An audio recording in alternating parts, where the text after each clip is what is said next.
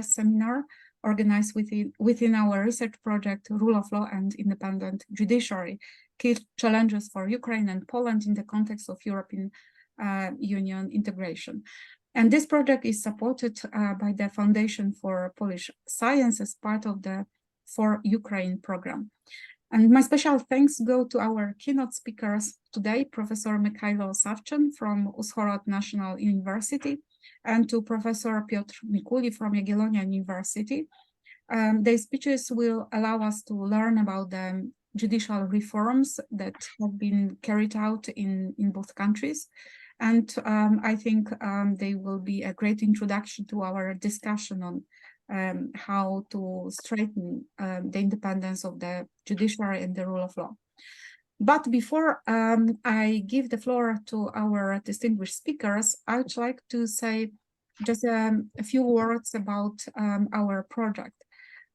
So the idea for this project was born out of the observation shared by me and Christina that both Ukraine and Poland are currently going through a very difficult historical and maybe also constitutional moment. Ukraine has been the victim, as we know, of a brutal aggression by the Russian Federation, and we are impressed by how bravely the Ukrainian citizens are fighting to defend not only the country but the whole Europe. And independent courts will be needed in Ukraine to enforce justice and ensure lasting peace. But Poland, on the other hand, has been governed for 8 years by a political party that has consequently and systematically tried to destroy the independence of our judiciary. That party lost the parliamentary elections 2 weeks ago, and we are now thinking on how to rebuild our courts and our tribunals. We already know that this will be a challenge for the Polish society, for the Polish authorities, and also a real test to strength of our democracy. And therefore, both Ukraine and Poland now need to undertake immediate and thorough reforms of similar institutions, including the Constitutional Court, the Supreme Court, the National Judicial Council. The implementation of these reforms and also the restoration of the rule of law in the judiciary is a sine qua non, as we know, for both countries to be a part of the European Union.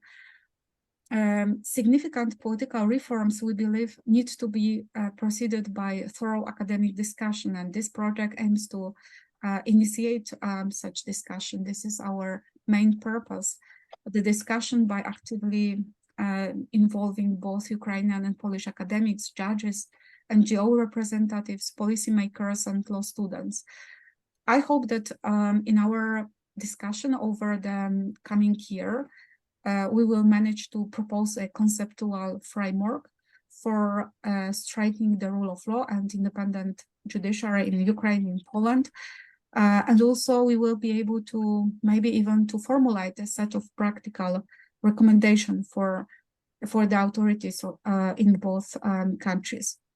So together with Christina, I would like to invite you to join us on the journey, to participate in the discussions, seminars, and other events that we are going to organize, and just to become actively involved in our project. It will be a great pleasure for us to have you on board. And now let me come back to our distinguished speakers and introduce them briefly. So Professor Mykhailo Savchyn is director of the Scientific Research Institute of Comparative Public Law and International Law at Uzhhorod National University, and also a former professor at Ukraine Free University in Munich, Germany. From August 2008 to July 2010, he served as the advisor to the president of the Constitutional Court of Ukraine. From September 2010 to March 2011, Professor Savchyn was the chair of the Department of Constitutional and Administrative Law at Kyiv University of Law of the Academy of Sciences of Ukraine. And in September 2007, he became the assistant professor and then in 2014 professor at Uzhhorod National University. And Piotr Mikuli is a professor of constitutional law and the head of the chair in comparative constitutional law at the Jagiellonian University. He served as a visiting professor at several foreign universities, including Oxford University, Leicester University, Dalarna University in Sweden, and the University of Lucerne in Switzerland. In the last 2 academic years, Professor Mikuli has held a research position at the University of Sheffield, and currently he is an associate member of the Center for European Law and Internationalization at the University of Leicester. And the seminar will look like this, that first we will ask for speeches from both our guests, and then we will open the discussion, which will be moderated by my colleague Christina. And the first to speak according to our program will be Professor Mykhailo Savchyn. So please, Professor, take the floor. Thank you. I gratefully thank for the invitation in this seminar, and thank you for the detailed presentation of my biography. And I now move into the subject of our conversation. Greetings, dear colleagues and friends. It's a great honor for me to speak in front of the audience to the first universities on the Central Europe, which the Jagiellonian University. This university that always been the center of the high academic level and intellectual elite in Central Europe, which significantly influenced the development of academic science. In particular, this is important for the development of law in Ukraine, when Ukrainian lands were part of the Lithuanian-Polish Commonwealth and formed a political community with it. My presentation will focus on the factors that influences the essence of the course of the judicial reform in Ukraine. In the same time, it is necessary to distinguish the specifics of the introduction of constitutional justice and the implementation of the general courts reform, which are headed by the Supreme Court. How war affects in judicial reform? Let's begin by defining the chronology. War of Muscovy, the so-called Russia Federation, this is fake name, and Russia and Federation, and Ukraine has begun in February 2040. Moscow even issued a medal praising it. This is a classic post-colonial war that has entered an open phase.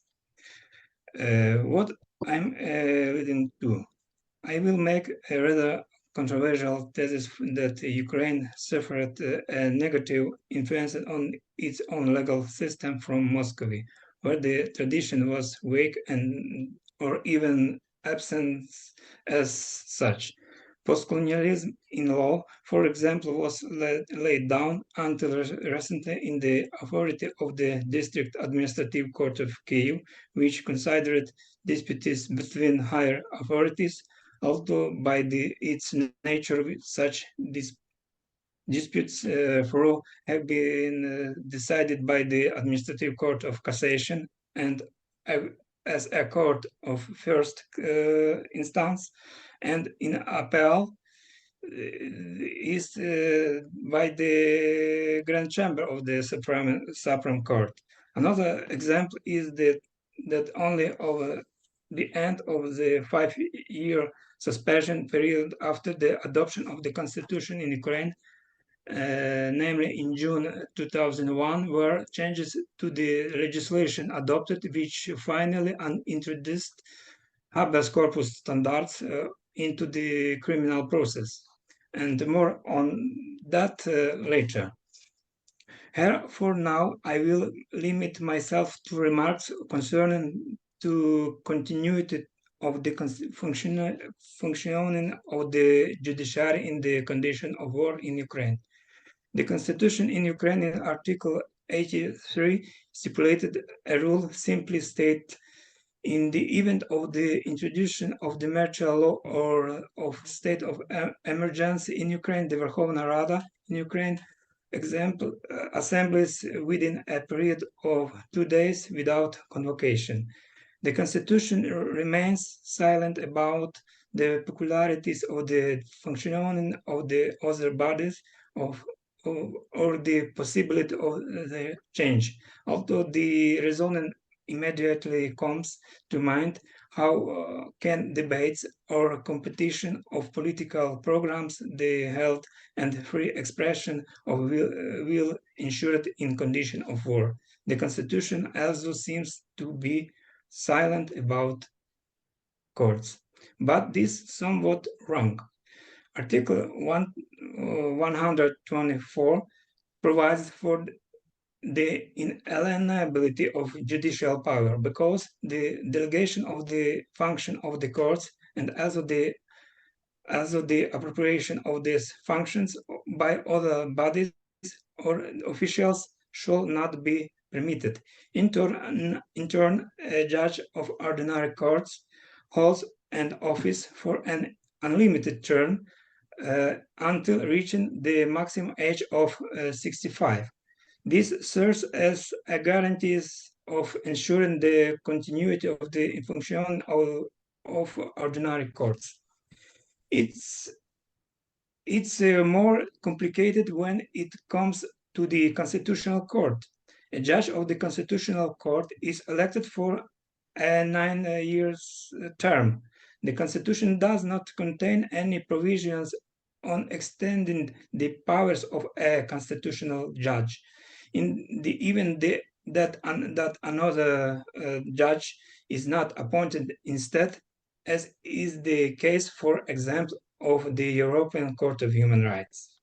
In Ukraine, not exist rules that, for example, in Article 115G of German Basic Law, accordingly which neither the constitutional status nor the performance of the constitutional functions of the Federal Constitutional Court or its judges may be impaired.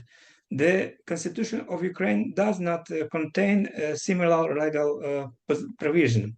In also consider the composition of the Constitutional Court, which is not formed according to the coordination procedure of the President and the Verkhovna Rada to be in institutional flow.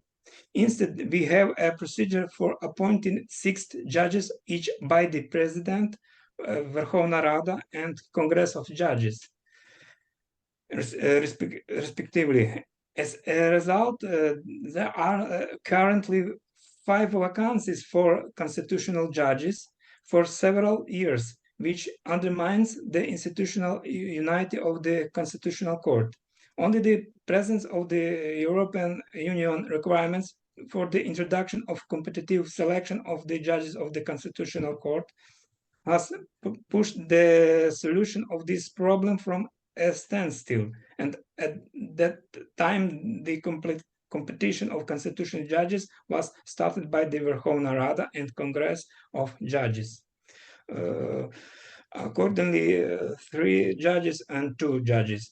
Problems with the reform of the Constitutional Court stay as only an additional confirmation of the thesis that the theory of a system proves the importance of external factors in their transformation.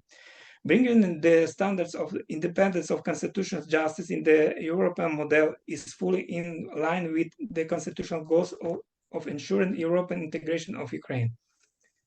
The relevant duties in the regard are assigned to the Verkhovna Rada and President. According to the principle of the rule of law, all government action should derive from the goals of ensuring human rights, legal certainty, enforceability of law, inadmissibility of arbitrary application of law, proportionality, interference with private autonomy, separation of powers, legitimacy of government, democracy, and republicanism are tools for ensuring such goals. According to paragraph 9 of the transitional provision of the Constitution in redaction in 1996, the procuracy continues to exercise and in accordance with the laws in force the function of supervision over the observance and application of laws and their function of preliminary investigation. And paragraph 9 of the transitional provision determined that the current procedure for arrest, holding of custody and detention of person suspected of committing a crime, and as for the examination and a search of a dwelling place of other possession of a person, is preserved for 5 years after this constitution enters into force. This provision of the Constitution have actually introduced restrictions of the introduction of guarantees of inviolability of person freedoms, domicile, and correspondence of persons, which are inherent in the due process and habeas corpus standards. The authorities took full advantage of this peculiar prerogative since such guarantees are introduced and the end of the specified 5 years suspension period in 2001. Institutionally, this is a clear indication of the problems with the rule of law in Ukraine in this period.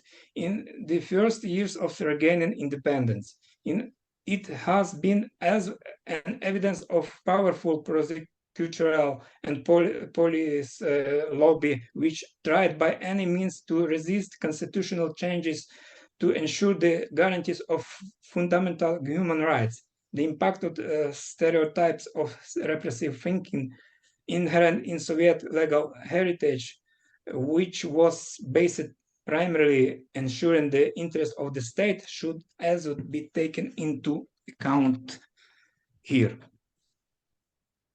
The function of general supervision of the prosecutor office has finally been abolished only by the amendments to the Constitution of 2016. General supervision by prosecutors is a product of Russian law when Emperor Peter I created by the prosecutor office, which was literally called the Tsar's eye. According to this approach, the prosecutor's office supervised the legality of both the activities of public authorities and the observance of the legality of private individuals. Today, the prosecutor's office can carry out representation of interest in the state, in the court, in exceptional cases, and under procedure prescribed by law, Article 131, point 1.3 of Constitution. This problem of institutional support of the activity of courts, the independence of the judiciary has always been problematic since the restoration of Ukraine's independence. Before the adoption of the Constitution, the Ministry of Justice retained prerogative regarding the influence on the selection of judges. Since the introduction of the institution of the High Council of Justice, this process has improved in the direction of a reference to guarantees of the independence of judges. However, the composition of this body of council responsible for selecting judges and bringing them to disciplinary responsibility was not perfect. perfect. On the other hand, the grounds of disciplinary responsibility of judges were broad and did not correspond to the principle of legal certainty and foreseeability of the law. The general provision of the disciplinary responsibility of judges for violating the oath was not enough. The High Council of Justice consisted on 20 members. The principle of incompatibility of the members of the council was not established.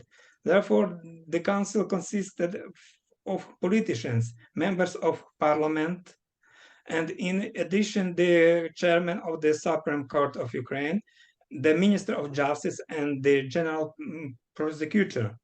Often members of the bar and academic community were also members of the council. This created additional pressure on the activity of the courts and significantly reduced guarantees of their independence. And then, in addition to that, the first appointment of a professional judge to office for a 5-year terms is made by the president and then definitely until the Verkhovna Rada reaching the age of 65.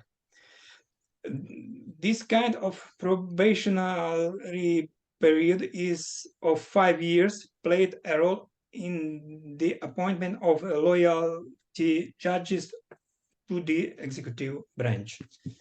Using such a toolkit, President Viktor Yanukovych, elected in 2010, introduced change in the legislation according in which the function of cassation were effectively removed from the Supreme Court of Ukraine, leaving the review of court decisions under exceptional circumstances. The higher specialized court by civil and for civil and criminal cases was established to review court decision in the cassation procedure. In the same time, a campaign to discredit the Supreme Court was launched, part of which was the dismissal of Judge Alexander Volkov. This became the subject of consideration in the European Court of Human Rights. Here, the government acted according to the principle: when you have a hammer, all problems look like nails. In the case of Alexander Volkov, the European Court of Human Rights identified a number of institutional problems that have become a kind of marker of problems in ensuring the independence of the courts. In resolving this case, the court emphasized that given the importance of reducing the influence of the political organs of the government on the composition of justice and the necessity to ensure the requisite level of judicial independence, the manner of which judges are appointed to the disciplinary body is also relevant in terms of judicial self-governance. Because the amended procedure have not resolved the issue, since the appointment itself is still carried out by the same authorities and not by the judicial courts. The court was then forced to assess the independence and impartiality of the parliamentary stage of the proceeding.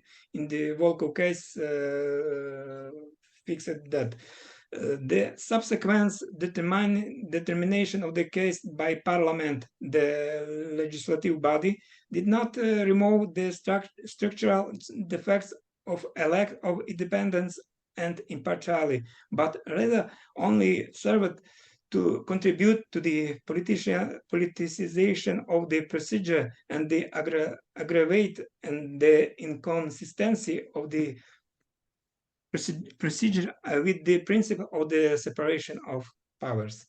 The court emphasized the possibility of effective appeal against the decision of the High Council of Justice, and the parliamentary committee on Volkov's dismissal from office of judge that the judicial review was performed by judges of the highest administrative court who were also under the disciplinary jurisdiction of the council. This means that these judges could also be subjected to the disciplinary proceeding before the council. Having regard to the extensive powers in the council with respect to the careers of judges, appointment, disciplining, and dismissal, and the lack of safeguards of the High Council, independence and impartiality as examined above. The court is not persuaded that the judges of the highest administrative court, considering the applicant's case to which the council was a party, were able to demonstrate the independence and impartiality required by Article 6 of the Convention. Factually, this case is a pilot judgment of the European Court of Human Rights and a basic factor of the judicial reform in Ukraine. Yeah. In fact, the European Court of Human Rights judgment to the Volkov case was a real diagnosis of the problems of the institutional capacity of the Ukrainian judiciary in terms of the principles of fair and independent justice. During the Revolution of Dignity, significant problems were identified with the court's provision of guarantees of personal inviolability during criminal proceedings. As a rule, the courts granted the prosecutor's request for pretrial detention to peaceful protesters in large numbers. It was surprising that a significant proportion of these individuals were suspected of organizing mass disorder. In light of this, after the fall of the Yanukovych regime, society expected judicial reform. And first, about reform of constitutional court. The legal status of a constitutional court of Ukraine in the constitution in Ukraine is defined differently in two versions of Article 147. In the initial wording of the constitution in Ukraine, dated 28 June 1996, the status of the constitutional court was defined as the sole body of constitutional jurisdiction on Ukraine.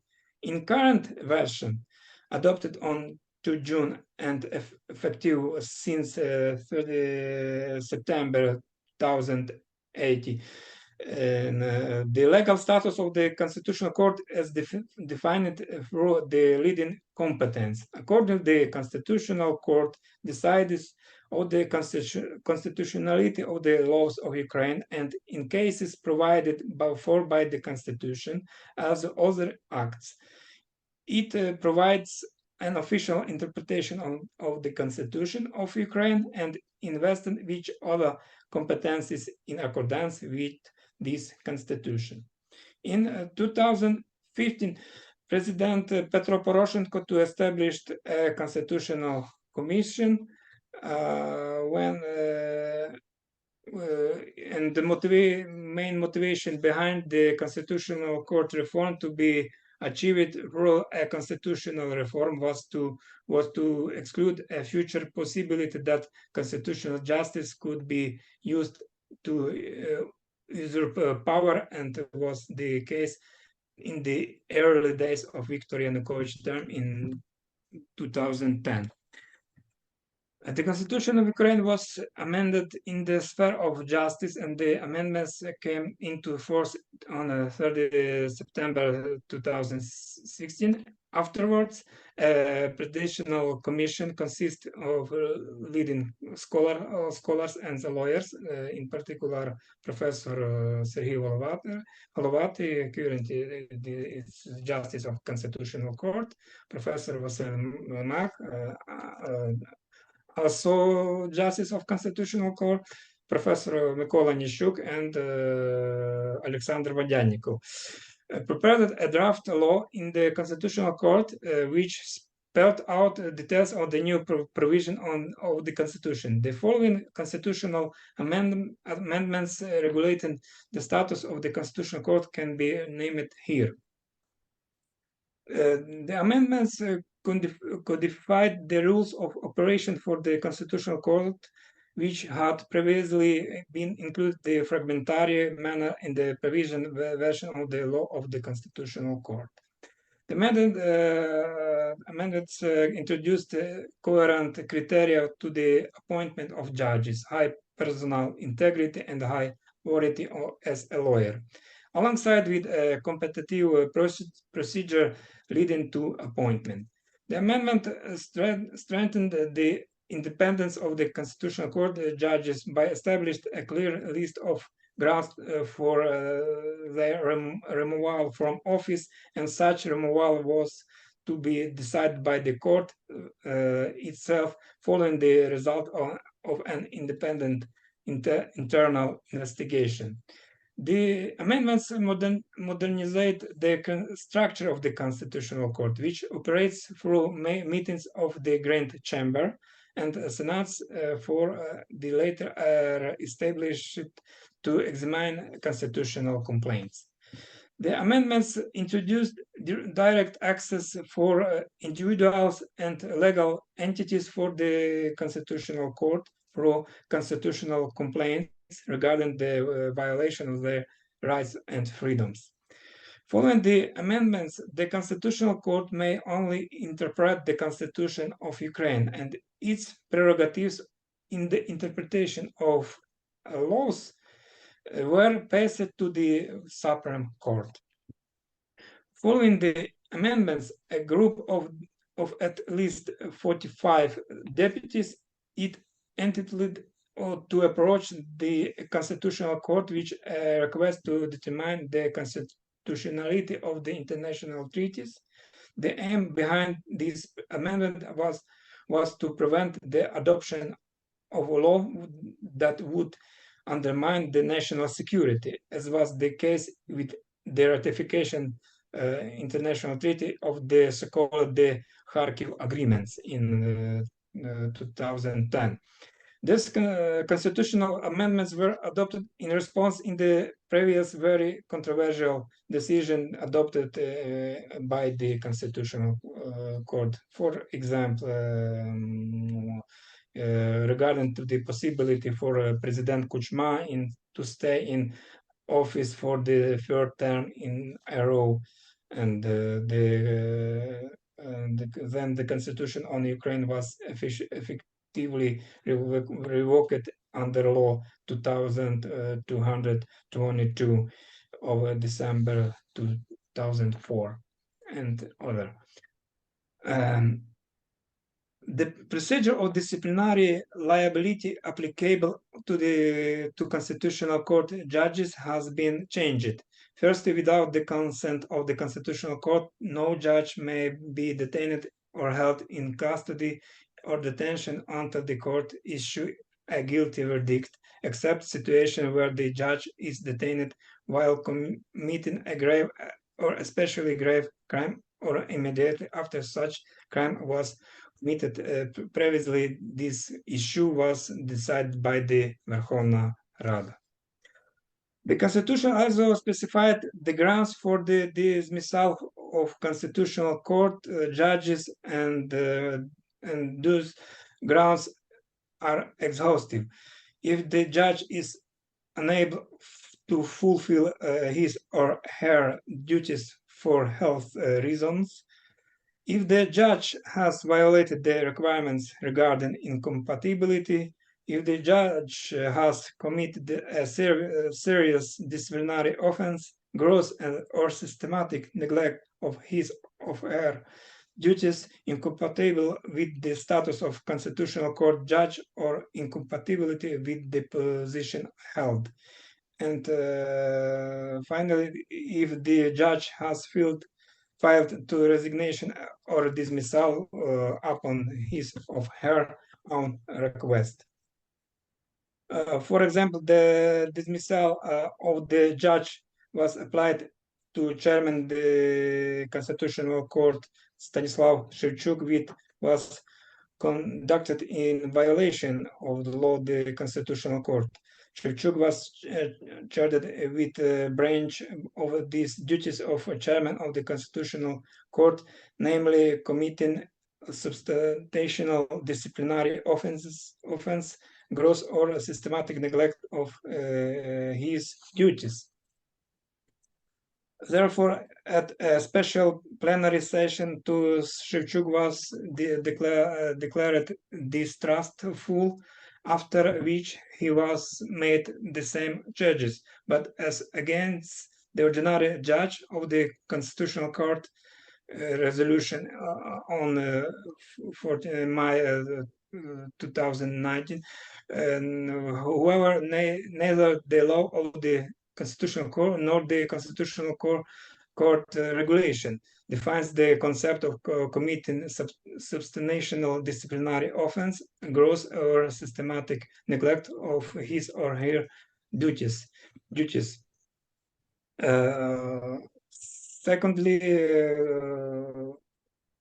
I talk about judiciary reform in the sphere ordinary courts. The Constitution of Ukraine gives the Verkhovna Rada certain discretionary power in determining the outlines of specialization of courts, or internal or external model. In Ukraine, a partially hybrid model has been implemented, since the Supreme Court includes courts of cassation, civil, commercial, administrative, and criminal, as well as courts of first instance and appeals, which have general administrative and commercial specialization as autonomous entities.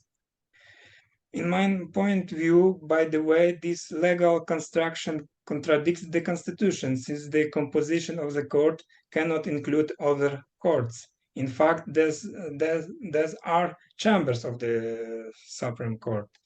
In the same time, the Constitution recognized that administrative justice must be introduced in decision 2R/2023. The purpose of the national system of administrative justice is to ensure judicial review over the decision, action, or inaction of public authorities, their authoritative and public officials, in accordance with the procedure consistent with the requirements of a fair trial.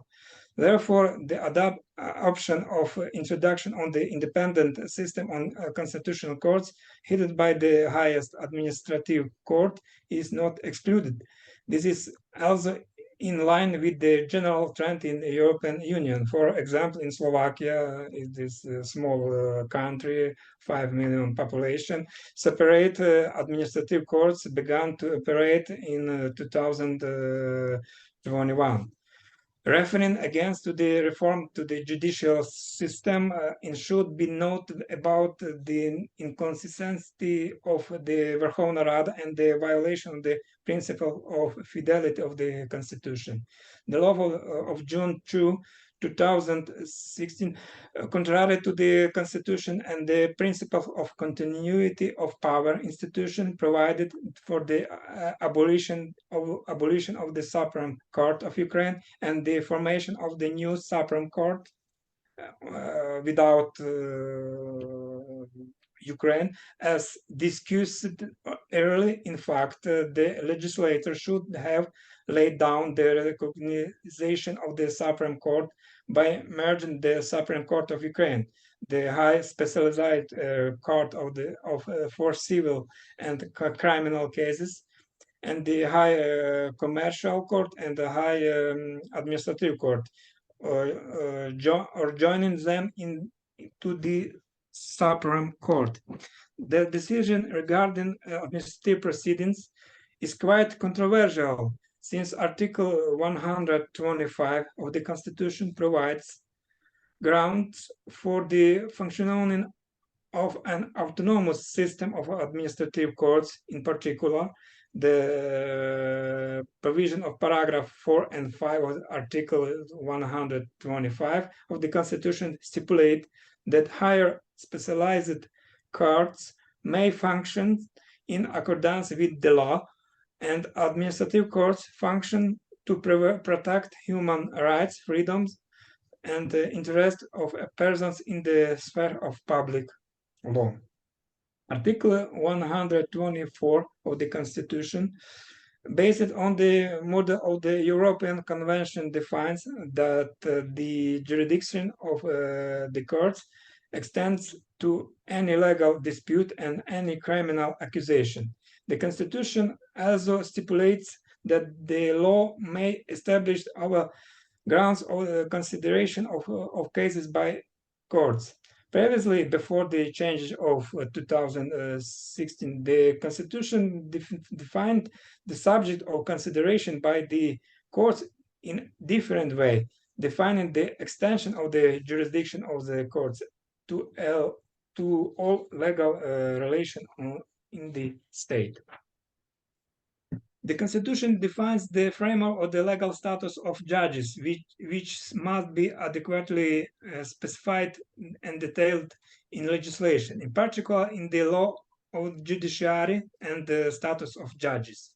The Constitutional Court has emphasized the ambiguity of the provision of Constitution in the 196 wording on the possibility of appointment to the first time to a position for 5 years, since real independence is ensured only by the appointment of judges to a position for an indefinite period.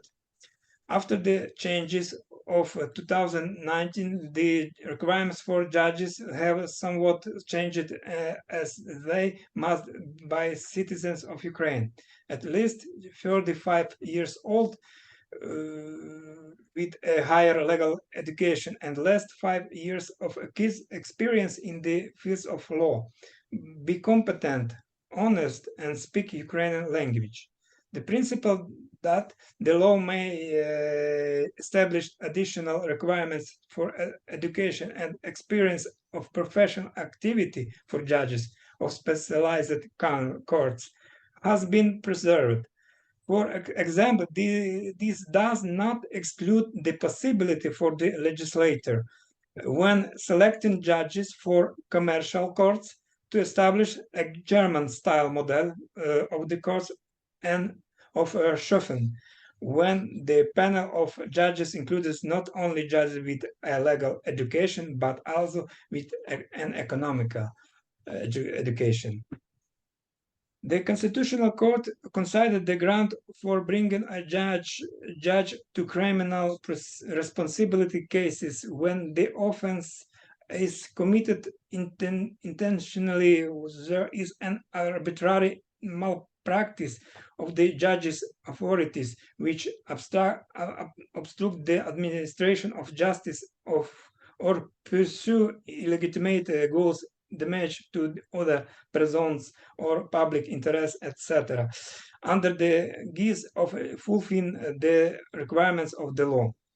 A judge can be taken into custody upon to consent of the High Council of Justice. In relation to such a judge, the High Council of Judges may also make a decision on his temporary suspension for the administration of justice. Thus, the functional immunity of judge is laid down in the Constitution.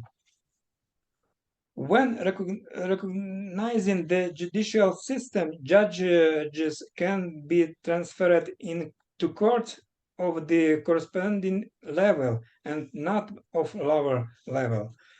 This was encountered during the justice reform of 2019, in which the dilemma of transferring judges of the Supreme Court of Ukraine and higher specialized courts to the reorganized Supreme Court was never resolved, In this regard, the Constitutional Court has stated in the decision of 2R/2020 that judges of the Supreme Court of Ukraine should continue to exercise their powers as judges of the Supreme Court. Therefore, the actual differentiation of judges of the Supreme Court of Ukraine and judges of the Supreme Court does not adhere to the principle of exhaustibility of judges, which is a component of the constitutional guarantee of the independence of judges.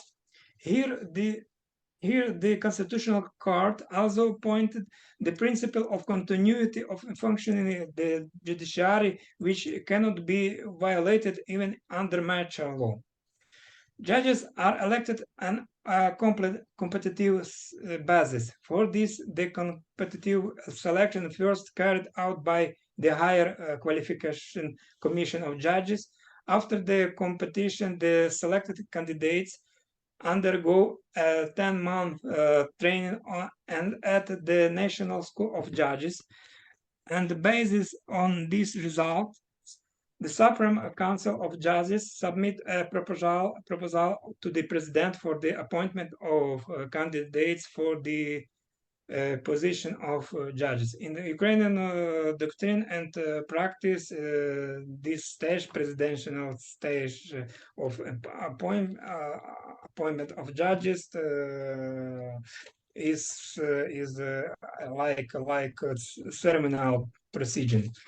By the way, the current legislation uses the term court system, although the term is narrower than the terms judicial system or particular authority. Constitutional Court has indicated that during the formation of the judicial system, the role of the President of Ukraine, the process of formation, reorganization, and liquidation of courts is to exercise his rights of legislative initiative by submitting the relevant draft law to the Verkhovna Rada of Ukraine after consultation with the Supreme Court of Justice. The violation of such requirements is considered by the Constitutional Court as a violation of the principle of separation of powers.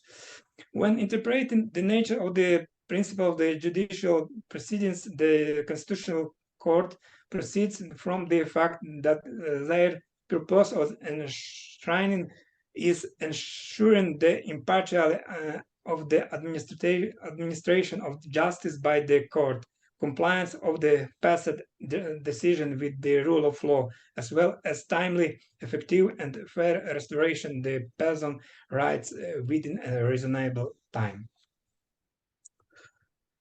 In addition to changing the requirements for judges, the reform of general courts resulted in a significant increase of their salaries. In 2016 and 2019, the Supreme Courts held a competitive selection of judges, which gave a new impetus to the development of the Ukrainian judicial system. The states should implement such a procedure for appeal of cases, which would ensure the effectiveness to the right to judicial protection to this stage of the court's proceeding. In particular, would provide to an opportunity to restore the violated rights and freedoms, and to prevent to the greatest extent to negative individual consequence of the possibility judicial error. The Constitution of Ukraine does not provide for a revision of court decision. In the opinion of the Constitutional Court, during an appeal, the duty of court is to review the merits of the case in comprehensive, complete, objective, and direct examination of evidence, taking into account the argument and requirements of the appeal, and verify the legality and reasonableness of the decision of the court at first instance. and such revision is an integral part of the appeal to the court. The leading function of the Supreme Court is to ensure the unity and stability of judicial practice. This is ensured by cassation review of court decision. At one time, when the functions of cassation were taken away from the Supreme Court, which is in fact a legal anomaly in connection with the transfer of this function to higher specialized court, this literally put the constitutional court into brain freeze, which on the occasional finally note in the decision 8R/2010 is as follows. Only a one-time cassation review of court decision can be legitimate. The constitutional status of the Supreme Court in Ukraine as the highest judicial body in the system of courts of general jurisdiction does not provide for the legislator to grant in the powers of the cassation instance with respect to the decision of higher specialized courts that exercise the powers of cassation instance. This situation has now been rectified by constitutional amendments of 2016, according to which the function of cassation are performed by the Supreme Court, and its grand chamber ensures the unity of judicial practice when the courts of the cassation refer cases for consideration in the event of the need to interpret laws or harmonize judicial practice. In conclusion, I will emphasize that the course of the judicial reform in Ukraine has not been completed. The Russo-Ukrainian war also affected its course.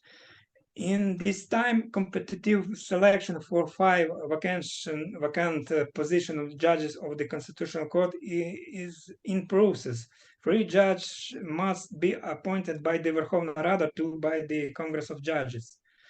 Previously, the procedure for the selection of constitutional courts did not comply with democratic competitive principles.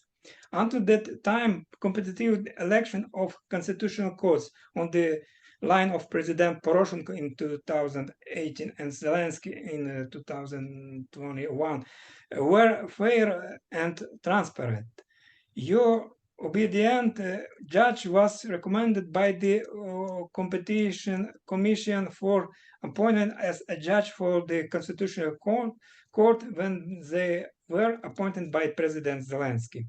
Changing the procedure for the selection of constitutional judges on the basis of the competition become one of the requirements for the recognition of Ukraine as a country that can be a candidate for the European Union member. Will be the finally respected the parliament and the judiciary. It's very important to break this sad tradition when the Congress of Judges, guided by the kind of corporate ethics, appointing constitutional judges only from the ordinary courts. This is important for the activity for the Constitutional Court since it is semi-paralyzed today. The Grand Chamber only occasionally makes decision, and the second Senate is the only one of the 2 senates that considers constitutional complaints. General courts are undergoing further reformation. The activities, the High Council of Justice and the High Qualification Commission of Judges have been unblocked. This will make it possibility to start filing about the 4,000 vacancies for judges of general courts on a competitive basis. Should emphasize that High Qualification Commission of judges should avoid the discriminatory practice of its predecessors, because in due time the High Qualification Commission of Judges did not admit to this competition for the selection of judges of the Supreme Court from among scientists who defended thesis of his dissertation in scientific institution. Although adequate amendments were made to the law to eliminate this situation. In this occasion, I had an audience with the deputy chairman of the High Council of Justice, but they said that including consideration of this issue regarding representatives of a scientist institution may discriminate against other participants of the selection who have already been admitted to the competition. The dismissal for the position of the head of the Administrative Court of Cassation of the Supreme Court, Boris Lvov, who turned out to be a citizen of a foreign state, testified of the problem of the presence of agents of influence from the aggression state to the Russian Federation in the judiciary. This should be resolved through the investigation of such cases and the adoption of influence measures by the Supreme Council of Justice. Despite the scandalous manifestation of corruption involving the former head of the Supreme Court, Knyazov, the judicial system is gradually coming out of a state of shock. In structure of Supreme Court, a tendency of competition between the conservative and the new generation of judges is clearly observed. The conservative generation is found to a more formal justification of judicial decision, which are often expressed in bureaucratic language without clear structuring with numerous references to legal acts.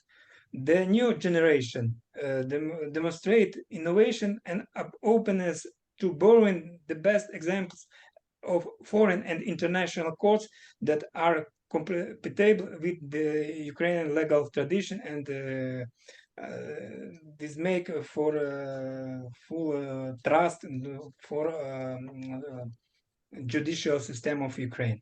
The constitution and legislation of Ukraine were complemented by many innovations that are little known on European countries. Such innovations are now at the stage of their implementation and practical application by courts.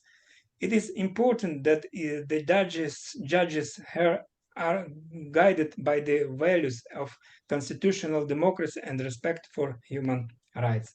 Let me conclude with this and sincerely thank you for your attention. Glory to Ukraine, glory to heroes. Слава Україні, героям слава. Героям слава. Thank you very much. And now I'm pleased to give the floor to Piotr Mikuli from Jagiellonian University. Thank you very much. Can you hear me? Yes. Yes, good evening, good afternoon, ladies and gentlemen. First of all, of course, I would like to thank Monica and Christina for inviting me to give today's one of the two inaugural lectures. As Monica nicely mentioned, keynote addresses. However, in my case, it's a big exaggeration. And at the beginning, I owe you two apologies. I'm a conservative speaker, and like Professor Savchyn, I haven't prepared any presentation in PowerPoint, so I will be speaking without. And the second apology is that the lecture, of course, is addressed primarily to our foreign colleagues and friends, listeners. Therefore, please forgive me if I will be talking about things that are well known to Polish constitutional lawyers and to people who deal with the problems of the judiciary in Poland. During my paper, I will want to present three arguments, 3 points around which my deliberations will be conducted.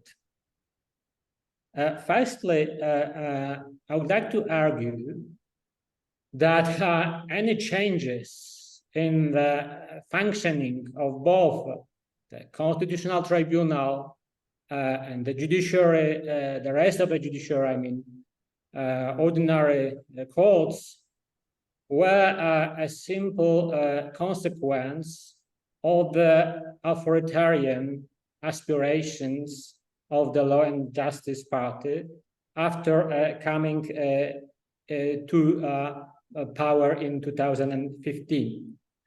So my point is that the takeover of the Constitutional Tribunal and the attempt, at least, to take over the Supreme Court and the General Judiciary wasn't accidental, but was closely related to plans to move away from the model of the judicial independence, from the principle of the rule of law. And secondly, this is the second argument, PiS, the Law and Justice Party, of course, also took advantage of certain objective reasons to increase the legitimacy of the changes made. What I mean here is the use of the fact that the judiciary in Poland was facing, with no doubt, certain problems. I mean, of course, here primarily the lengthiness of court proceedings, but also there were and there are other problems. And under the guise of combating this phenomenon, and with the slogan of improving the judiciary, and also to some extent the Constitutional Tribunal, PiS just proceeded to make certain changes. And the arguments, for example, about the lengthiness of court proceedings that I have quoted here were used in the political discourse moderated by the ruling party.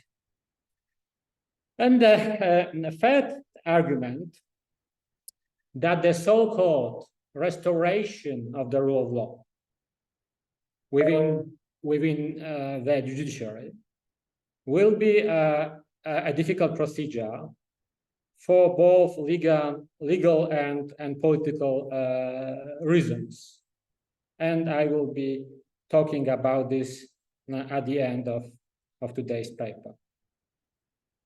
As for the takeover of the Constitutional Tribunal, Constitutional Court, the controversial law was passed in 2015.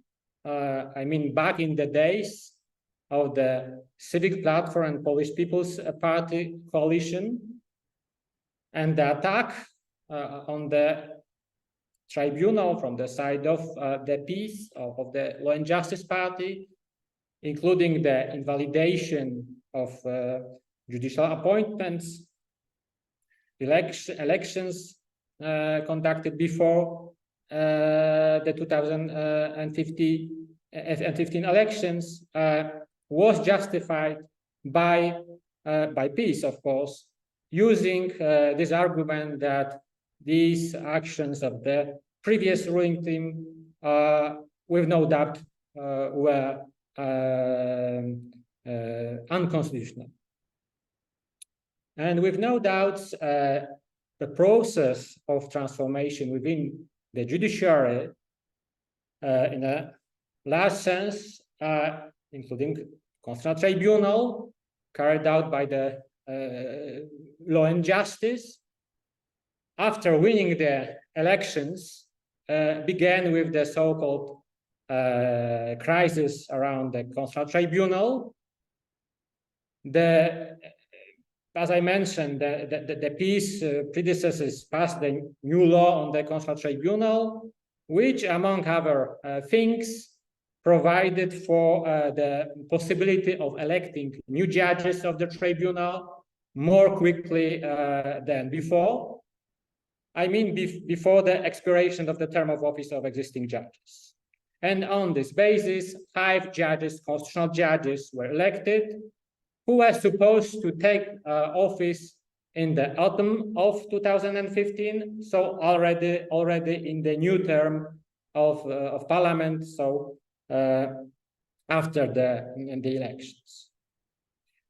And formally, such a move of the Civic Platform and Polish People's Party was officially justified by the preservation of the continuity of the work of a tribunal, or the fear that the new Sejm might not elect new judges on time, for example.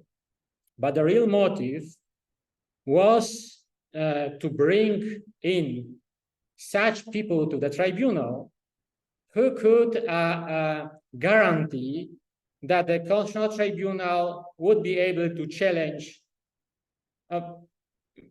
unforeseen and potentially destructive actions and legislation of the peace after the elections. And nowadays we can argue that given what happened after the 2015 elections, I mean, all these violations of the Constitution, other violations of the rule of law by the law and justice, these concerns presented by the Civic Platform, I mean, peace predecessors, were somehow justified actions. Nevertheless,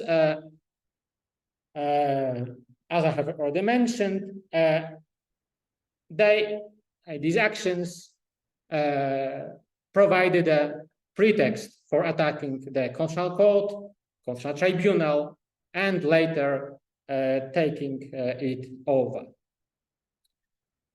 The takeover of the Constitutional Court by peace was initiated by the annulment of the election of 5 judges, constitutional judges, elected by the previous parliament, and the failure of the President of the Republic to take the oath from them.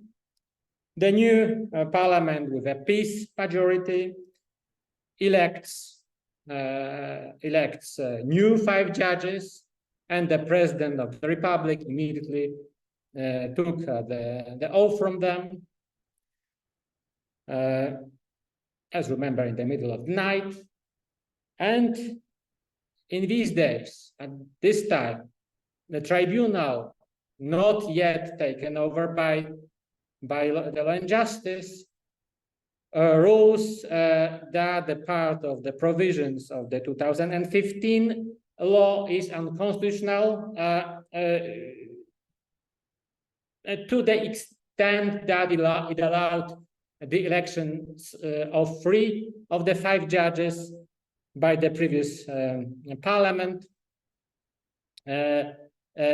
So the interpretation of this judgment of the Constitutional Tribunal went in the direction that the new parliament elected 3 judges in violation of the Constitution, because 3 judges elected by the previous parliament was constitutionally justified. Only 2 elections were unconstitutional.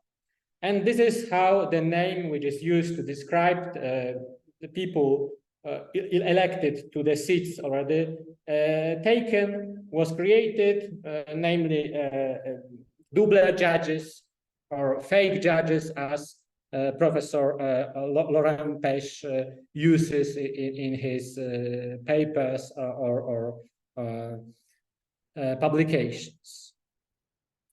And the law and justice further activities related to capturing the Constitutional Tribunal in the first phase consisted in blocking the tribunal because it hadn't been politically taken over yet. This is because Professor Andrzej Rzepliński still headed the court at that time. And it is connected also in the literature with the fact that in the years 2015, 2016, peace enacted 6 statutes supposedly reforming the court. In March 2016, the Constitutional Tribunal, still not taken over by peace, I mean, in its constitutional composition, ruled unconstitutionality of one of these statutes. I mean here the law which was passed in December 2015, and this law was supposed to block the tribunal completely. Among other provisions, it introduced the principle that the tribunal would rule in order in which cases were received by the court. So the tribunal wasn't to decide the case it considered important in the first place, but the order of cases were important. So the real motive was to block the tribunal at that time. And from this ruling of the Constitutional Tribunal began the phase of the government's failure to publish the Constitutional Court's judgments, which more or less ends when the current law, or to be precise, statutes, there are 3 statutes on the Constitutional Court were passed in the end of 2016, and the Judge Julia Przyłębska becomes the president of the tribunal. And this occurred, as many of us remember, with the violation of the statutes passed by peace. And hereafter, the Constitutional Tribunal has been filled with fake judges, because Przyłębska decided to include these fake judges, and further years have resulted in electing to the tribunal perhaps not fake judges in a strict sense, but people with very close ties to the ruling party. And in this way, ruling politicians captured, as we describe it in the literature, captured the Constitutional Tribunal in Poland. And the Constitutional Tribunal loses the function of contesting the parliamentary majority, that is the function of a constitutional court in a democratic state ruled by law. The functioning of both fake judges, doublers, and politicians within the tribunal in practice leads to contesting the tribunal's jurisprudence, the tribunal's case law, and it was strengthened to some extent when the Strasbourg court ruled that the functioning of fake judges in the tribunal violates Article 6 of the European Convention. It was this famous case, Xero Flor.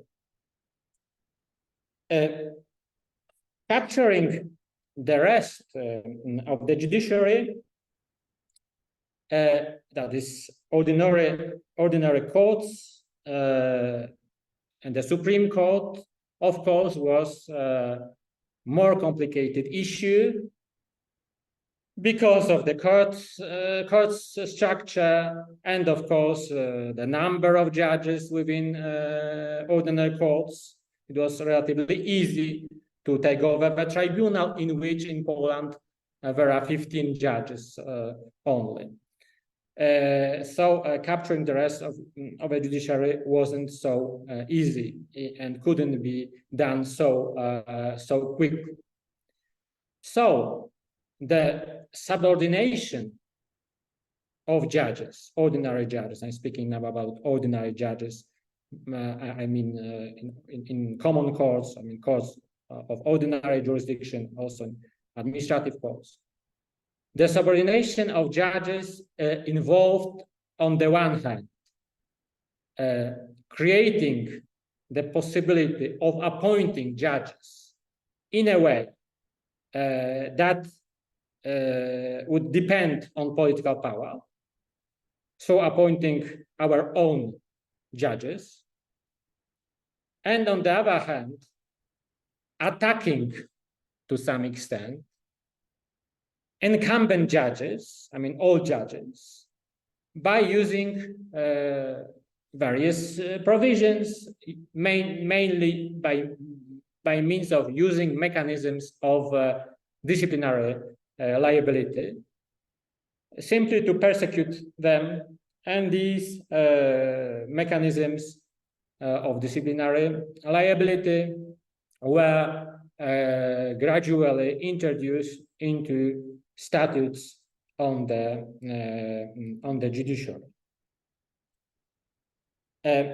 One of the most critical issues in this respect was the subjugation of a body that played and normatively plays a fundamental role in judicial appointments, namely capturing the National Council of the Judiciary.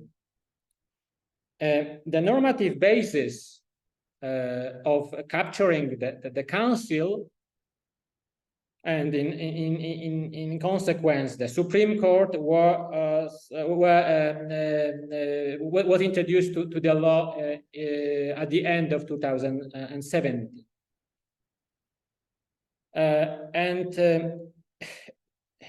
In shaping, creating the new National Council of the Judiciary, Neo-Council, a highly controversial interpretation of the Constitution was used by PiS. The point is that the Constitution was interpreted in such a way as to allow the election of the judicial members of the Council by Parliament. To be exact, by the first chamber of Polish Parliament, it is the same. While the functional interpretation of the Constitution, widely accepted in the scholarship, at least by the overwhelming majority of constitutional scholars, went in this direction just to recognize that the representation of judges, I mean, judicial members in the council, must be elected by judges, not by some other organ. And the Law and Justice Party interpreted this abusively, because from the formal perspective, the Constitution doesn't mention which organ should elect these judicial members of the council. So the parliament, so the constitution was interpreted so that the parliament would choose the judicial members, as this, of course, was a guarantee that these judges would be connected with the politicians connected with the law and justice. And in this way, a new National Council of the Judiciary was created, and immediately it started to create new judicial positions. And since it was, the council was created unconstitutionally, it is assumed in the scholarship that all judicial appointments in which this new council was engaged are and were legally, at least somehow legally, defective. But of course, the mass production of these judges began, and this was also considered incompatible with European Convention. We had two rulings which partly concerned creation of neo judges. Actually, these rulings concerned two new chambers created in the Supreme Court. I will be speaking about which later on. Here the cases Dolińska-Ficek and Ozimek and Reczkowicz case. In addition to forming a new National Council of the Judiciary, as I've mentioned, these laws from December 2017 also concern the Supreme Court, and among other things, these laws created two new chambers of the Supreme Court. They were new. It was on purpose, because they had to be staffed completely by neo-judges appointed by the Neo-Judicial Council. These were the Disciplinary Chamber and the Second Control and Public Affairs Chamber. These chambers were and are significant because the disciplinary chamber was, of course, an important element of the process of disciplinary liability of judges. And the second chamber was and is a very important one because it is competent to decide about matters of public importance, including, for example, ruling on the validity of elections. And finally, as I mentioned, the takeover of a judiciary also involved the institution of disciplinary liability of judges, just for the persecution of incumbent judges, old judges. The scope of a disciplinary wrong, or as you prefer, disciplinary tort, was shaped so that judges could be held accountable for the content of their rulings, including, for example, all activities connected with protesting against law and justice reforms, including sometimes also the fact that judges were accountable for the application of the EU law. for example, for formulating preliminary references to the ECJ.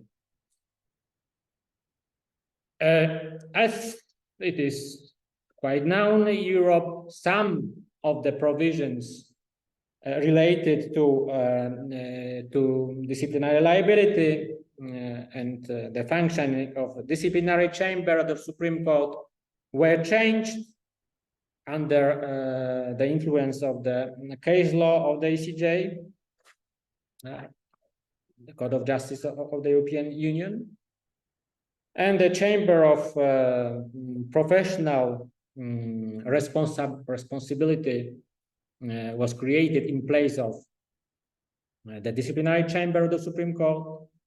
But this chamber still included and includes neo-judges in addition to all judges, but still the problem is not and wasn't solved. And this year, a new amendment was passed, I mean, the amendment to the law on the Supreme Court, which, among other things, transferred disciplinary liability of judges, I mean, deciding on disciplinary liability of judges to the Supreme Administrative Court.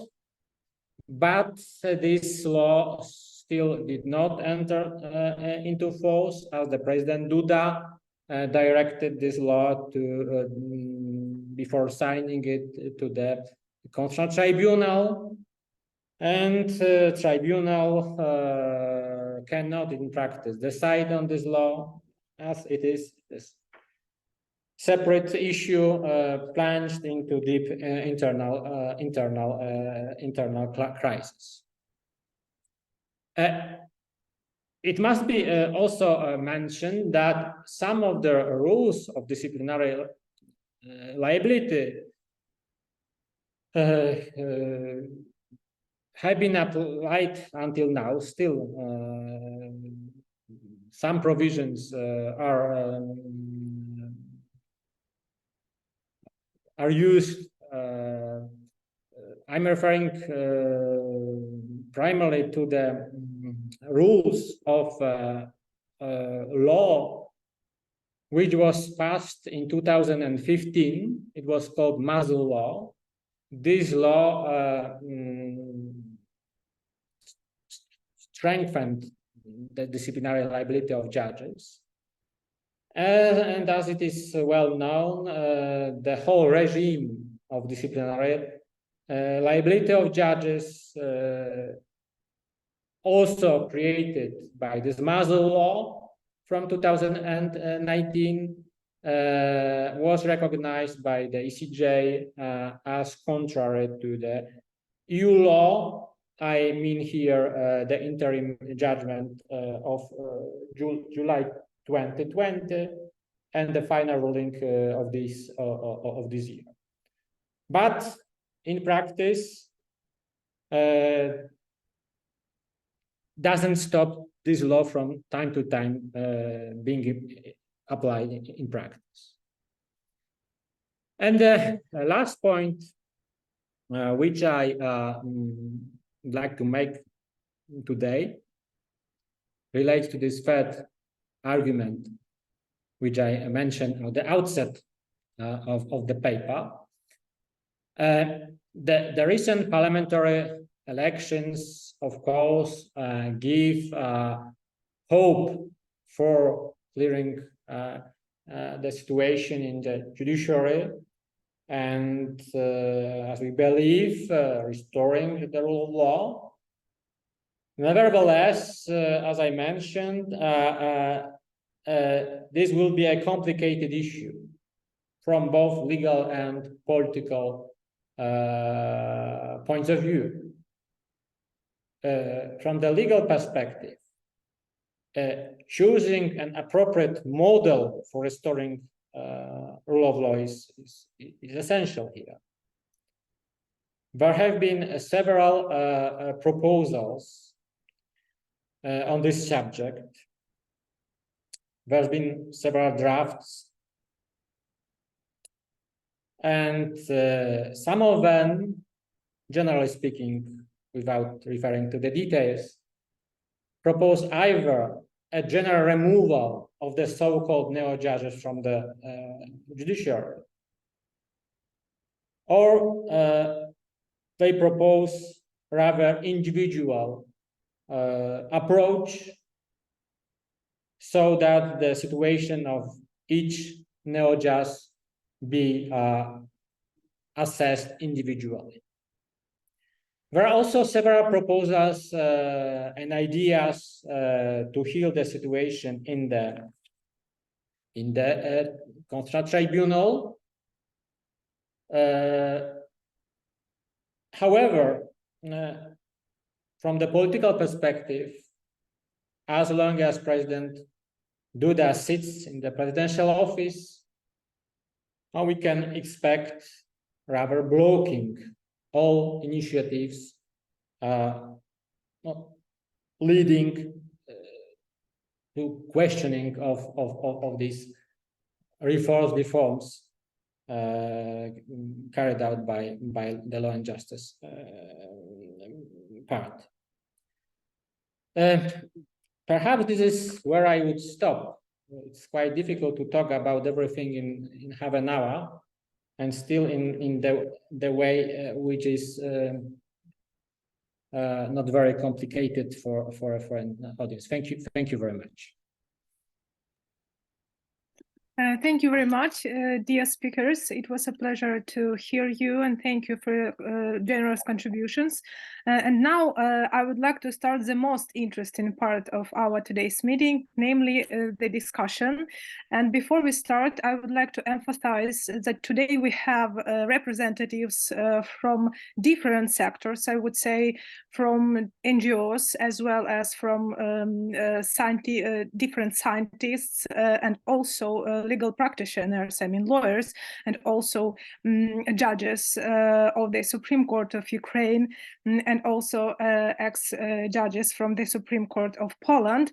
I mean that it's for us, it's very important to hear your voice and to hear your assessment, your contributions as well, because as Monica has already mentioned, the final goal of our project will be the elaboration of practical recommendations how to improve the judicial reforms, the functioning of independent judiciary in both countries, in Poland as well as in Ukraine. So our project has a really very practical measurement.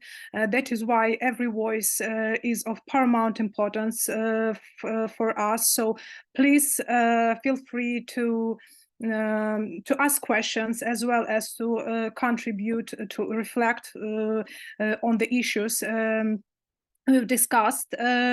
Please introduce yourself and raise your virtual hand.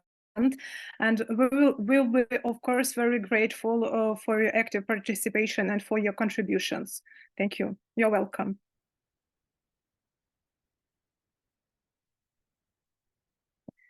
So I think that we could collect questions and comments, and then our speakers will answer or comment. Any questions or comments? Please don't be shy. Yeah, we had the first one. Eka Tsimarkuridze, if am I right in pronunciation? So yes, very close. Great, Very close. thanks. Thank you, and I apologize that my camera will be off, but I will have very short question. I'm from Georgia, first of all. I work for local non-governmental organizations. Thank you to presenters for very interesting presentations and the thoughts they shared. I have a very quick question regarding Moldova. I know that their vetting process that they had for the Council of Judiciary received a positive assessment from the OEC ODIHR's office. How would our speaker assess this ODIHR's assessment, how he views their evaluation of the whole process? because for Georgia also was recommended to use vetting process for High Council of Justice. And it's very new for us. We still have a lot to research and to learn from others who already had gone through this process. So that would be interesting, whatever you have to say. Thank you. Thank you, dear Eka. And please, Anna Adamska-Galan, the representative from Pravo Justice NGO, who deals with judicial reforms in Ukraine. You're welcome. Yes, good evening, colleagues. Yes, my name is Anna Adamska-Galan, and I am from Poland. And as it was mentioned by the moderator, I'm working for EU Pravo Justice. This is the biggest EU project supporting the reform, the judicial reform in Ukraine. And I think what is interesting, and I would refer to this what Ms. Eka just said a moment ago. This is the issue of the vetting processes that are being implemented in Ukraine, because it occurs, and I think that it is also the case of Poland, that the biggest challenge for the judicial system of Poland, of Ukraine, is lack of trust. In Ukraine, the lack of trust is a result of the political changes. This is the result of this, what was happening or what has been done by judicial system after the revolution of dignity. It was mentioned by our first respected speaker. While in Poland now, when there is a need to restore the judicial system as such and to restore the trust into judicial system, which result from this problem of double nomination, of violations in the process of nomination judges in Poland, this kind of vetting procedure would be something that can be considered. And what is very important when it comes to the vetting procedure, the one that is being implemented in Ukraine, the vetting procedure has been applied already, is already applied to all sitting judges in Ukraine. This is the one thing. Also, the vetting procedure has been applied in a process of forming various bodies in Ukraine of the judicial self-governance, such as the High Council of Justice, such as the High Qualification Commission for Judges. Now, the new stage of this vetting is going to be implemented, because there is the law which provides for vetting candidates for the Constitutional Court. And this experience that has been already used in Ukraine when it comes to vetting of judicial candidates, of judges, of members of various judicial self-governance bodies is being repeated or multiplicated in Moldova. So this is already an experience, positive experience that is being shared across. And I was always telling my colleagues, Ukrainian colleagues, that when there is a change in Poland after the election, for sure we should also consider in Poland this Ukrainian perspective. So it's a very general comment from my side, but I think that this is important to mention. Thank you very much. Thank you very much for your great contribution to our common discussion and to our common problem. Actually, we have very much in common with Poland, but from different angles, the same problem, but maybe in different contexts. But I think that it's very important to integrate our knowledge and to share our experience between our countries. Please, Professor Olena Borislavska, Professor of Constitutional Law from Ivano-Frankivsk University. Thank you. I'm a professor at Lviv, Ivano-Frankivsk. Sorry, Lviv. I'm from Ukraine. Thank you, dear colleagues. First, let me thank you for the invitation to participate in this event. It's dedicated to a really very important issue for Ukraine, for Poland, and for every constitutional democracy, I would say. Also, many thanks to our speakers for their presentations and for their ideas, many of which I share with them. At the same time, I would like to stress some points or some aspects which seem to be very important as for me. Of course, I will talk more about Ukraine. So, as Mykhailo already said, Ukraine has a rich experience in the sphere of judicial reform. Judicial reform has been ongoing in Ukraine for years. And what was the fundamental reason for this reform? As Anna said, it was lack of public trust. This idea, the idea of lack of public trust, was successfully picked up by politicians, and it was used as a political weapon in several election campaigns. Of course, I'm not trying to say that this was the only reason of the judicial reform.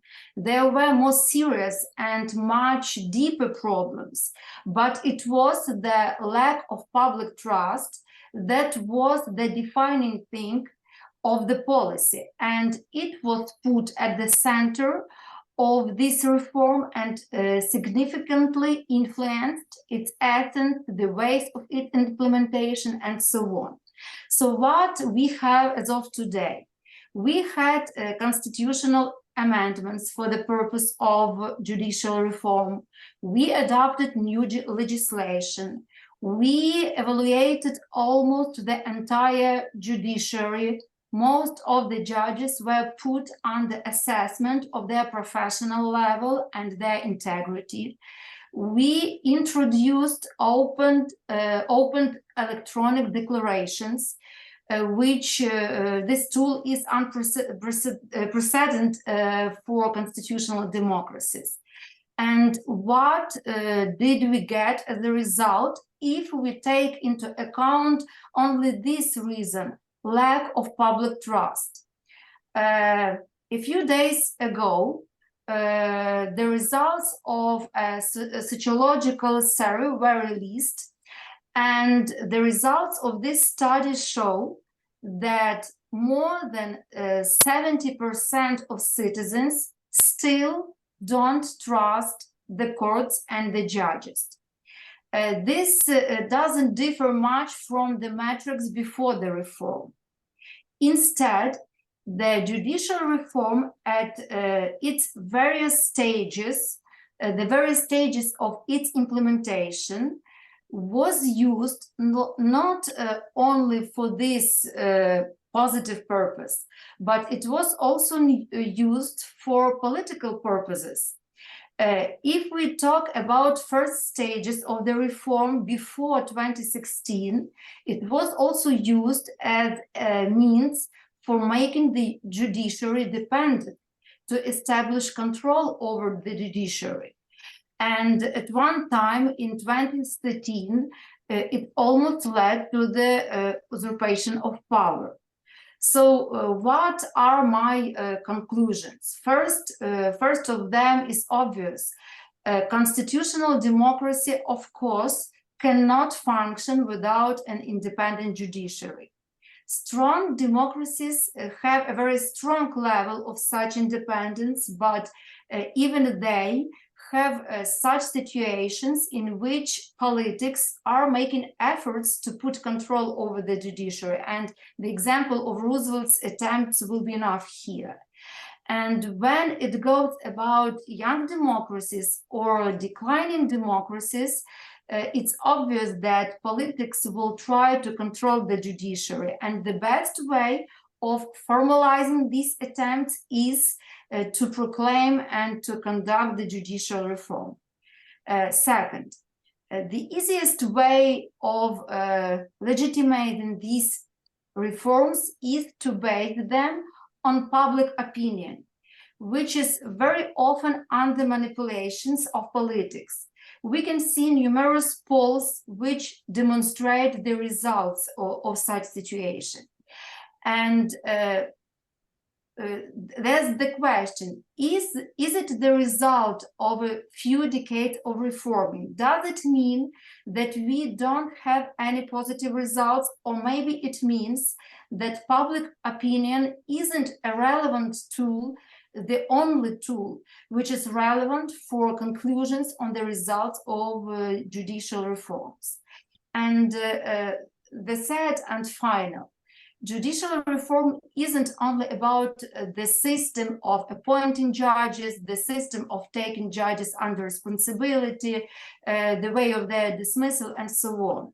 It's more about the procedural rulings, about the possibilities of persons to defend their rights by the independent court. If this purpose was put into the center of the reform, probably we would have another result. But unfortunately, politics are more interested in the first part, not in the substantial changes which could lead to tangible results. Thank you. Thank you, dear Professor. Actually, I would like to add that I agree with you absolutely that the lack of public trust and maybe some legislative amendments, they are of course of paramount importance. However, I believe that the biggest problem of Ukraine, Poland, as well as other post-Soviet republics is not the lack of legislation or lack of some formal requirements, but first of all, the lack of political culture and the lack of right application, implementation of these provisions into practice. And this is the point, because it's almost impossible to provide procedures and all these requirements in laws. However, the application depends on political culture, and that is why it is important to create such and to implement, to experience the application of such legal norms in practice, and only after that we could conclude that our reforms they are successful. Yeah, because if we assess different, for example, the index of rule of law, the last index of rule of law, or the index of corruption, unfortunately, Ukraine occupies not very low positions, honestly saying, even lower than Kazakhstan, Moldova, and other countries which actually do not strive to become a member of the European Union. So definitely and obviously the problem is with the not only with formal requirements, but also with the application of these requirements in practice. And this is a very important point. So thank you. And please, Associate Professor of Lviv University, Nazary Stetsik. Thank you, Christina. Thank you, organizers, for invitation. It is really my pleasure to listen to presentations of main speakers. They covered actually comprehensively and fully a lot of issues of judicial reform, both in Poland and in Ukraine. I would just want to cover briefly few points and start with the idea or suggestion of this program. To create somehow like policy document or some recommendation of improvement judicial system, judiciary in Ukraine.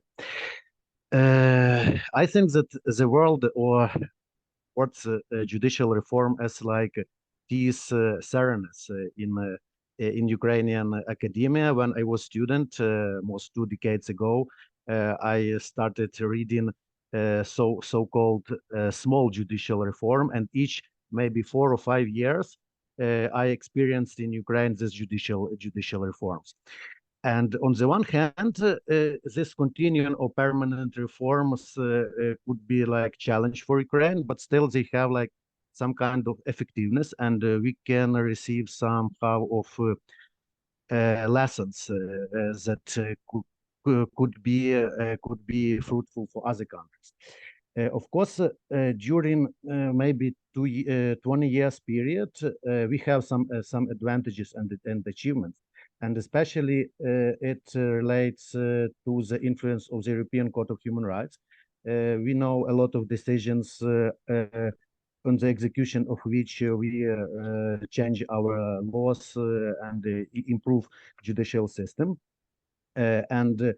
Second, I would say that we can speak about judicial reform in like broader political context, and of course, as lawyers, we can speak in like more specific way. Of course, we cannot refuse this political context, and I think it's a bit challenging, for example, to compare judicial reform in Poland and in Ukraine, because we have different political background and different political triggers to this reform. For example, in 2018, the most trigger of judicial reform was like this turbo regime and idea to reform judiciary very quickly. Now, the main trigger of reform, we have this corruption scandal at Great Chamber at Supreme Court, and we have the demanding of international partners to reform Supreme Court. And also, I would like finally stress that this project could be very benefited for our judicial system, and I would like maybe to suggest some directions that this project can benefit. First of all, we foremost need to take into account that our judicial system will be operating in wartime and post-war reconstruction. And first of all, we need to take this into account. As I know, maybe 1 week ago, there was a very huge conference in Lviv related to this question, and I think that we should broaden our experience of this study, because I am not confident that Polish experience in that sense could be very relevant. But still, I suppose that this project could contribute to our judicial system, and I thank organizers for so amazing initiative. I think it will be very fruitful and successful. Thank you. Thank you very much. So I think that the most important goal of this project is to elaborate some kind of, as I said, recommendations in order to preclude the abuse of power and the political influence, because in Ukraine, of course, we have to build the rule of law. We have to implement the rule of law principle in practice. In Poland, it is necessary to restore the rule of law. But the common point here is actually to create some kind of instruments in order to preclude in the future the political abuse of power and the influence of politicians into the very important legal issues. First of all, the rule of law principle. Thank you. And please, the professor Jim Moliterno from Washington and Lee University in the United States of America. Thank you very much for joining us. Thank you, Christina. Thank you also to the organizers for inviting me, and thank you to the two speakers for excellent introductions to the network, to the activity of this project. And I'm very enthusiastic about the possibilities for this project. I think it's a wonderful thing. I just have one very brief comment. I have had the good fortune in my life in the last maybe 25 years to get the opportunity to work in many countries in Central and Eastern Europe. I think I've worked now in 10 or 12 countries in Central and Eastern Europe. A lot of work in Ukraine, a lot of work in Georgia, Czech Republic, Slovakia, Macedonia, etc. Quite a few. And what I've observed that is sort of in common is the idea that good systems, changes in the legislation matter, and they are important. And I don't mean to diminish the importance of them. We have to have good systems for judicial independence and accountability in place. We must. But as one of my Czech friends said to me pretty recently, he said, it is better to have a good judge and a bad law than a bad judge and a good law. And so my observation is that one of the goals of any sort of project or mission in this regard has to be to find ways of changing the culture of judges and the culture of politicians too, so that they form and grow into the attitude that their job is to serve the public. Their job is to make their country work better for its people. This attitude, no matter what the rules are, no matter what the systems are, it is this attitude that I find that has the most promise of actually changing results in terms of justice systems for the better. Vetting, there are many institutions. I've heard a lot about vetting, and I think in some places that has worked very, very well. There are systems for choosing the judges, or even choosing who will be on the Judicial Council, or choosing, who will be on the selection committees even, that can make a big difference in this. But the target should be this idea of the culture and attitude of serving the public, making law work better for people. And this should never leave our minds as we try to do this work together. So thank you again for inviting me. I appreciate it. Thank you very much for your contribution.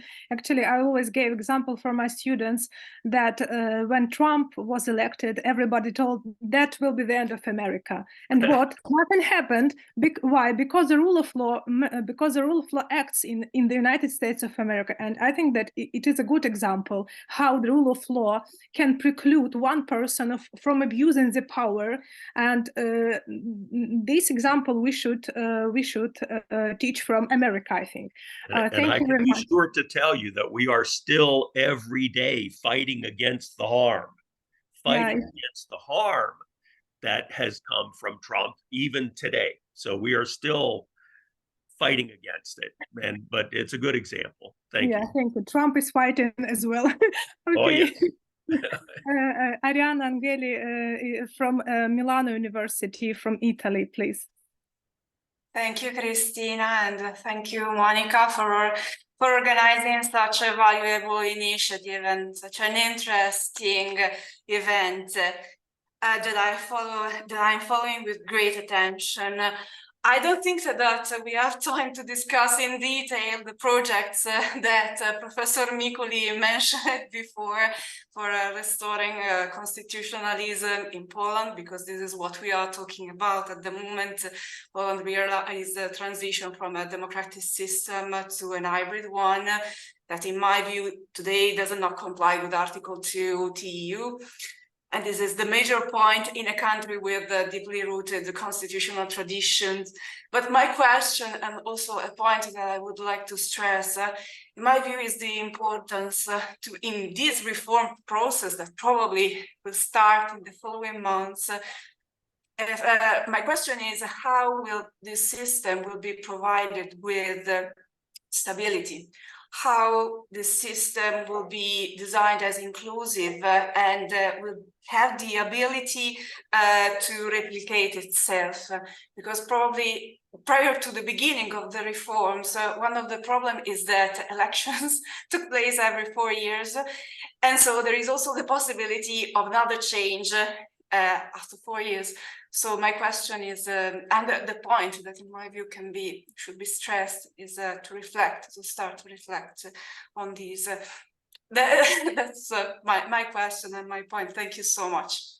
Thank you for sharing your experience. And please, Anna Gallant from Pravo Justice Organization. Yes, I wanted to absolutely agree with Professor, I'm sorry, I'm not sure if I'm reading well, Professor Modierno from Washington, that what is really extremely important, it is the change of the culture, of the approach of judges, and the change of the way how they understand their role in the society, that delivering justice is like the service to the public, and this is extremely important. And the legal framework is not enough. And, I'm also referring once again to this, my Polish-Ukrainian experience, because When I look at the Ukrainian legislation, the one that refers to the framework of judicial system, objectively, the Ukrainian law meets all the standards established by at various international levels, the Council of Europe, etc., when it comes to guarantees of judicial independence, non-interfering into the judicial power, etc. But when we see how it is being implemented and how also judges see themselves, there are, I would say, quite a lot of concerns with this. So the very legal framework, even the best one, without this proper culture is not enough. And on the other side, we have been observing in Poland like a backsliding of all the standards of judicial independence. Actually, all the legislative changes that took place during last 8 years were aimed at limiting judicial independence, were deteriorating this judicial independence, but in the same time, like a significant part of judges in Poland remain independent, remain delivering justice. Of course, there were judges who did not meet this standard, and this is why I believe that vetting in Poland is needed.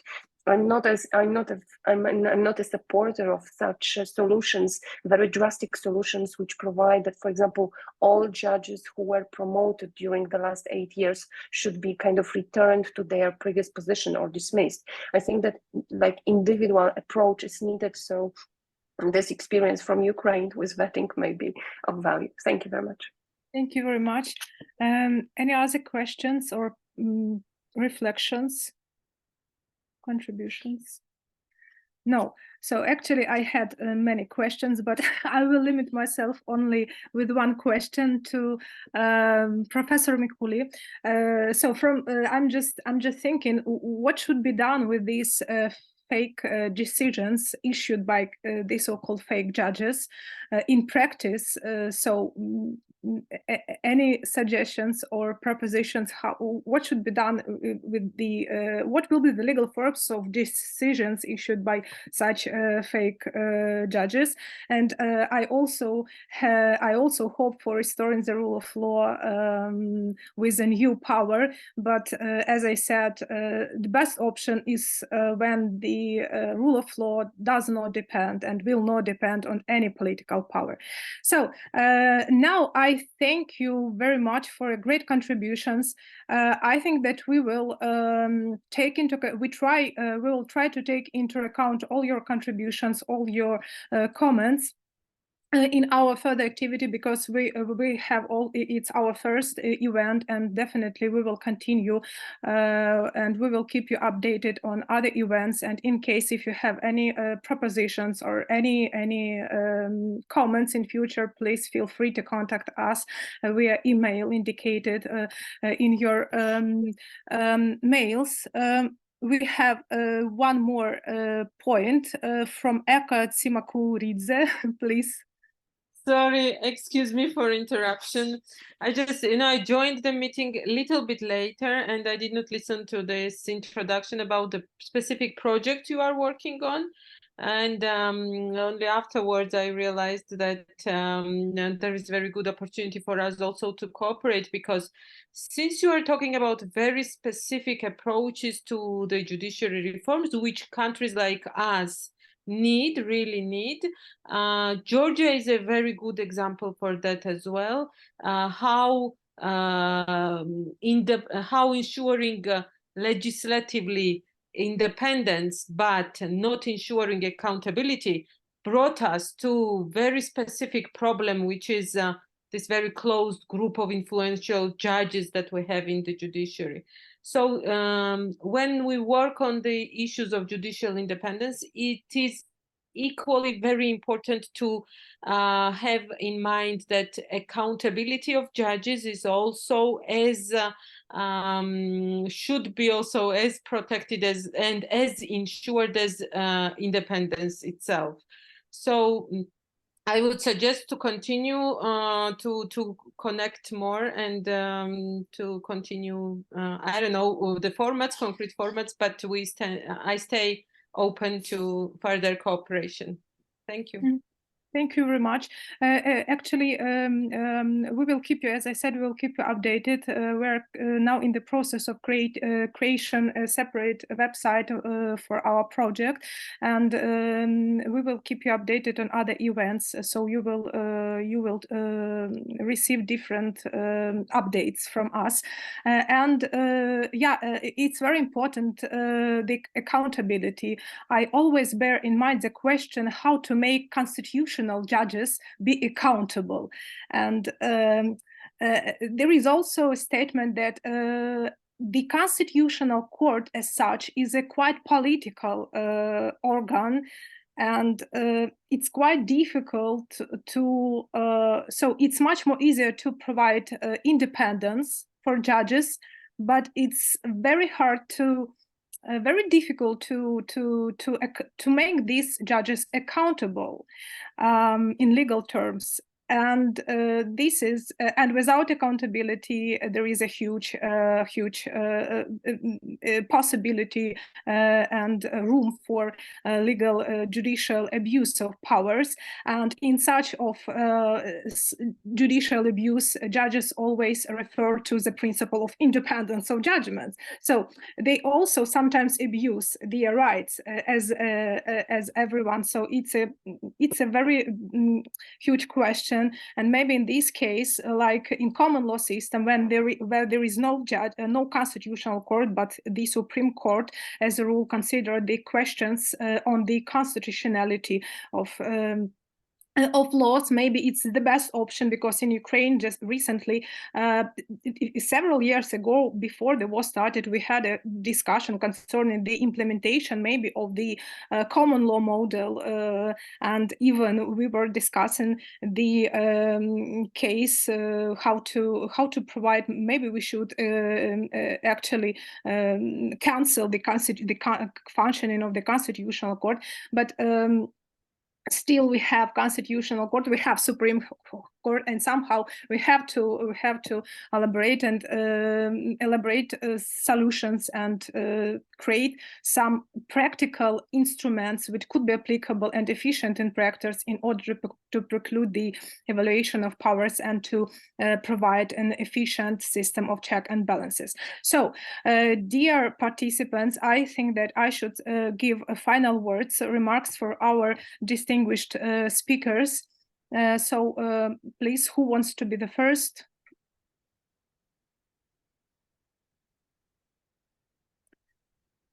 If you actually, we had not so much questions, but if you want to contribute and to say something, to reflect on what was said, so please, you're welcome.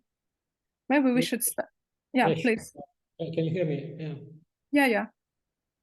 So there were a lot of comments, not only questions. Some of them concerned the project itself.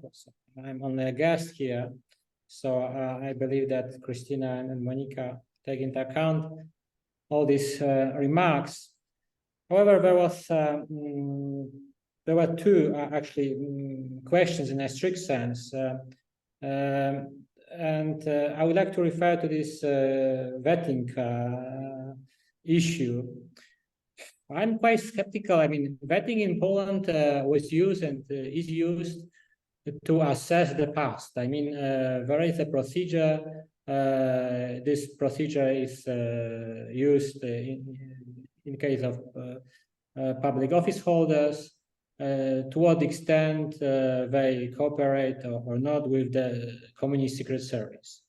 But in terms of neo-judges, now everybody knows who is a neo-judge. So I don't know whether vetting in a strict sense is useful here. Perhaps it is important if, for example, a judge decides to be promoted, or some persons who was connected with Law and Justice Party will want to be promoted in the future. But I think I have to think it over. To what extent vetting can be used, especially in this I mean, it is important in terms of restoring the rule of law. But if I have to precise whether it is something useful in terms of removing no judges, I'm quite skeptical. But of course, I have to think it over. And none of the proposals which we know concerning restoration of rule of law and concerning the restoration of the independence of the judiciary envisage vetting or lustration, if we may use this word in English, as a method of curing the situation. In terms of the question, Christina's question,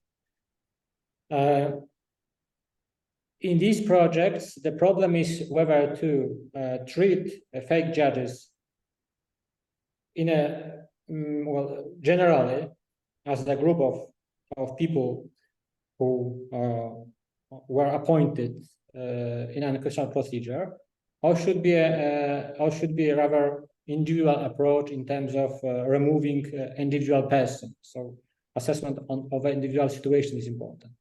But none of the proposals envisage, I mean, annulment of the case law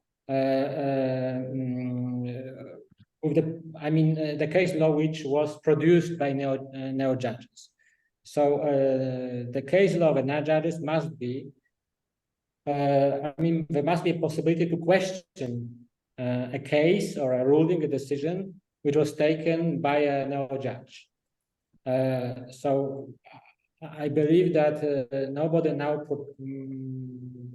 thinks that there should be a general annulment of all case law or decisions, rulings decided with no judge. The problem is whether we should assess individually a no judge or a more general approach is needed here. But that's all from my part. I think we have the right to Dina, I think. So perhaps my colleague will address some comments as well. No. Thank you. Thank you. I have some remark. Oh, okay. I have some remark. There must be rules to limit the possibility of abuse of political institution, and the judges should also take care his trust. And for example, the substantive and formal aspects of constitutional complaint consideration by constitutional court not always observed. Often when this is decided on the constitutionality of law applied in a final court decision, and the court misses the task of protection of constitutional right as established by Article 55.4 of the Constitution of Ukraine. And judges should improve their technique of motivation of their decision. Is general. Thank you. Thank you very much. Thank you, dear audience, dear speakers, dear audience, for being with us today, on Friday's evening. Thank you for spending time with us. Yeah, if you want to, if someone want to say something, so please raise your hand. No. Okay, so thank you again. And the final point I would like to say that the strategic goal of Ukraine is to start negotiation proceedings concerning the joining the European Union at the end of this year. So the very important point and one of the main priority, one of the main tasks for Ukraine is actually to finish the judicial reform and to provide, especially to create the fair and transparent competition for the appointment of the judges of the Constitutional Court in Ukraine. And just right now we have selecting the representatives for public council, which will take part in this competition. And also we have included international experts from Venice Commission as well as from other NGOs which were acting in the field of combating corruptions and rule of law. And we are very looking forward for the results. And then we will have opportunity to assess the efficiency and the effectiveness of the inclusion of international experts into selection committee, because Ukrainian political, I would not say scientific community, but political establishment was quite critical on this point, and we tend to preserve our state sovereignty. However, I think that it was under the guise of state sovereignty. For instance, I am for the inclusion of international experts in the commission for the appointment of judges for the Constitutional Court. So we will see the results. Definitely our project is of paramount importance for both countries, and I hope for your engagement and involvement in our other events organized within this project. And thank you very much again for your participation, and we wish you safe and healthy weekend, and see you on other events. See you and thank you very much. Goodbye. Thank you very much. Bye. Thank you so much. Take care. Thank you. Thank you Bye. very much to all of you. Bye. Thank you very much. Thank you very much. Thank you very much. Goodbye. All the Thank you very best. much. Goodbye.